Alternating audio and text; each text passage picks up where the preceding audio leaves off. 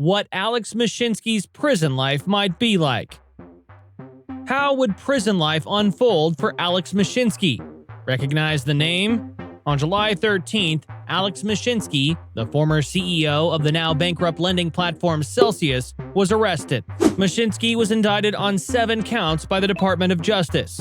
With Alex Mashinsky now in the custody of U.S. authorities and facing charges, what might his future hold if found guilty? Join us as we explore the possibilities. Stay tuned. This is a story you'll want to hear. Money, ego, and deception. Over a year ago, Celsius Network suspended withdrawals and eventually declared bankruptcy. The company's collapse left many grappling with the aftermath. Numerous retirees and individuals faced the potential loss of their entire savings. It has been a challenging year, marked by heart-wrenching stories. There have been interventions to support those in extreme distress, prevention of attempted suicide, and support for those who have gone into depression. There has also been assistance for those needing to relocate, as they couldn't afford to live in their location anymore due to financial constraints. In conferences in Miami and other locations, Mashinsky had convinced the public to place their retirement savings, including 401ks, into what was presented as a secure alternative to banks. "Unbank yourself. The banks are not your friends," he said.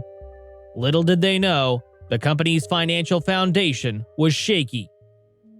The DOJ's indictment.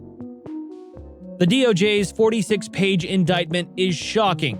It paints a picture of Mashinsky and Pavin, at times aided by cronies at Celsius, deliberately, consistently, and shamelessly lying to customers over Celsius's 5-year history to enrich themselves with millions of dollars. The indictment is reminiscent of the one against Sam Bankman-Fried, who was indicted on 8 charges and also faces life in prison if convicted.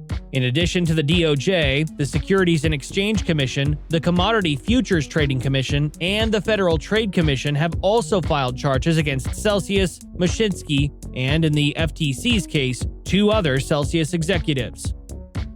From luxury to penury, learning to live with less. Imagine stepping out of a world where every whim is catered to, every detail meticulously planned, and every comfort is just a call away. Now, place yourself in an environment where choices are limited and personal space is a luxury. This would be the stark reality for Alex Mashinsky, the millionaire CEO. In the corporate world, Mashinsky would be accustomed to the finest things: tailored suits, chauffeured cars, and exclusive events. The prison environment, however, is a far cry from this. The uniformity of prison attire means no more designer labels or custom fits. The gourmet meals he once enjoyed would be replaced by standard prison fare, served not when he desires, but at designated times. The personal space and privacy Mashinsky took for granted in his sprawling mansion or upscale office would be non-existent. Instead of being surrounded by the finest engineers worldwide with Ivy League degrees, he would be covered by inmates.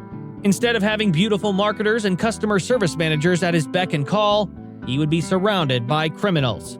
Sharing a cell, often with strangers, means adjusting to a new rhythm of life and learning to coexist in close quarters. The limited vistas of prison bars and walls would now replace the panoramic views from skyscraper offices.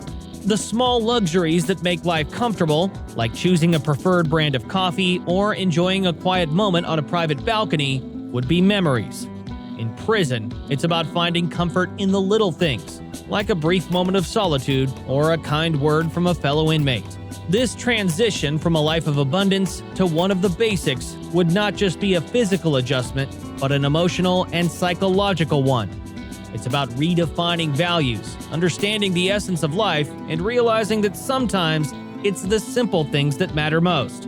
In this new world turned upside down, Mashinsky's resilience, adaptability, and inner strength would be tested.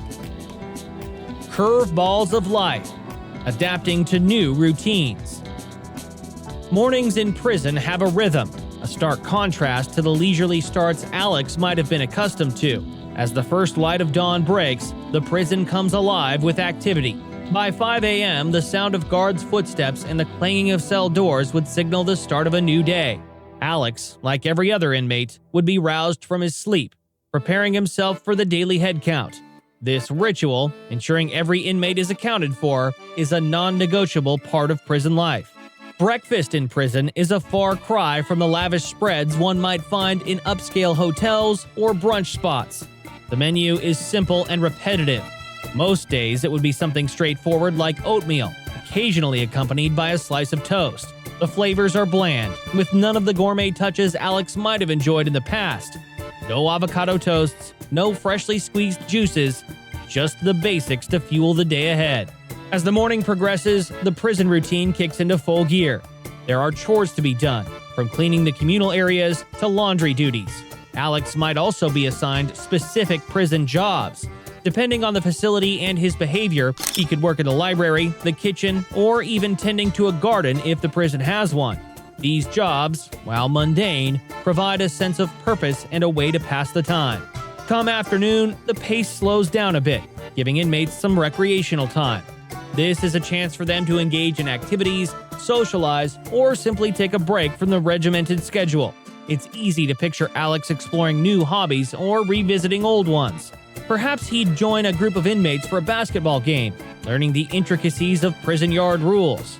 Or he might gravitate toward the chessboard, engaging in strategic battles of wit with fellow inmates in the common area.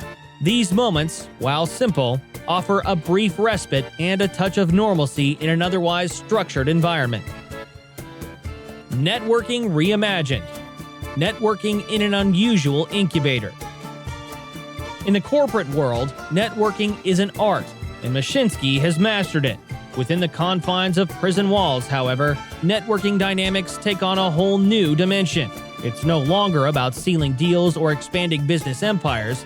It's about navigating the intricate relationships that define prison life. Mashinsky's innate ability to connect with people, understand their motivations, and find common ground would be invaluable. In the initial days, he'd likely spend time observing, listening, and understanding the unspoken rules that govern inmate interactions. Every prison has its hierarchies, its power players, and its influencers. Recognizing these dynamics and positioning oneself within them is crucial. As the days turned into weeks, Alex would begin to form alliances. These wouldn't be business partnerships, but bonds forged out of mutual respect, trust, and sometimes necessity. Sharing stories from the outside world, reminiscing about past experiences, and finding commonalities would bridge gaps and build relationships. And while the context is different, the essence of networking remains the same: making genuine connections. Given Alex's entrepreneurial background, it wouldn't be surprising if he became a source of knowledge and inspiration for fellow inmates. Informal discussions evolve into brainstorming sessions, with Alex offering insights, strategies, and advice. The prison yard could transform into an unlikely incubator where ideas are exchanged and dreams are nurtured. With a mix of diverse backgrounds and life experiences, who's to say that the seeds of a groundbreaking startup idea wouldn't be sown right there?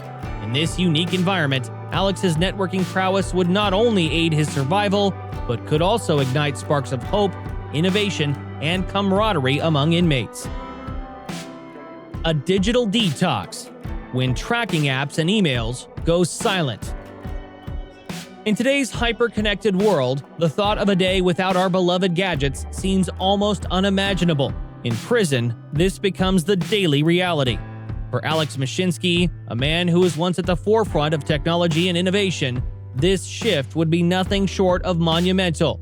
The constant pings of notifications, the endless scroll of social media feeds, and the convenience of the digital world at his fingertips would all fade into memories.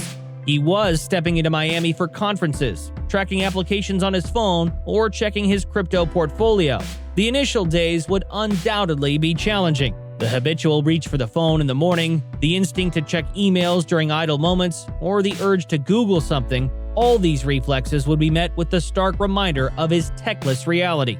However, as the days progress, the absence of digital distractions might pave the way for a deeper connection with himself and the world around him. Books might become his new companions. The prison library, with its titles, could offer an escape, a chance to travel to different worlds, times, and places through the written word. Alex might find solace in its embrace. Furthermore, with time on his hands and a plethora of experiences to draw from, Alex might be inclined to chronicle his journey. Pen and paper would replace keyboard and screens, and through writing, he could process his emotions and share his insights. Conclusion. And that's a glimpse into a potential future for Alex Mashinsky. Justice, though sometimes delayed, is inevitable. At last, the shadows concealing the deceit and manipulation are being unveiled. The conversation continues. Does this serve as adequate justice for those affected by Mashinsky's actions? Will it discourage others with similar intentions? Life has its twists and turns.